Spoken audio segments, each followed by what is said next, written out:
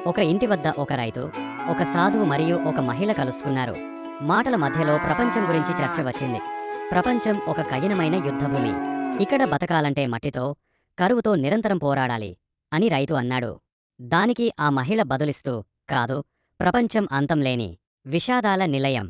ఇక్కడ ఎంత ప్రయత్నించినా కన్నీళ్లు, బాధ మాత్రమే మిగులుతాయి అని చెప్పింది. సాధువు చిరునవ్వు నవ్వి కొన్ని నల్లటి విత్తనాలను వారి ముందు ఉంచాడు. ప్రపంచం ఈ విత్తనాల లాంటిదే.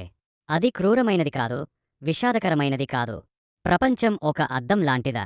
ప్రపంచాన్ని సృష్టిస్తుందని ఆ ఇద్దరికీ అర్థమైంది. కథలోని నీతి: ప్రపంచం తటస్థమైనది. మనం దానిని ఎలా చూస్తామో, మన దృక్పథం, మనకు అది అలాగే కనిపిస్తుంది. మీ మనస్సు అనే తోటలో దేనిని నాటితే అది అదే ప్రతిబింబిస్తుంది. మీరు యుద్ధాన్ని ఆశిస్తే సంఘర్షణే ఎదురవుతుంది. కన్నీళ్లను ఆశిస్తే విషాదమే కనిపిస్తుంది. అదే మీరు ఆశను, కృతజ్ఞతను నాటితే మీకు శాంతి లభిస్తుంది అని వివరించాడు. వారి ఆలోచన విధానమే వారి ప్రపంచాన్ని సృష్టిస్తుందని ఆ ఇద్దరికీ అర్థమైంది. కథలోని నీతి: ప్రపంచం తటస్థమైనది. మనం దానిని ఎలా చూస్తామో, మన దృక్పథం, మనకు అది అలాగే కనిపిస్తుంది.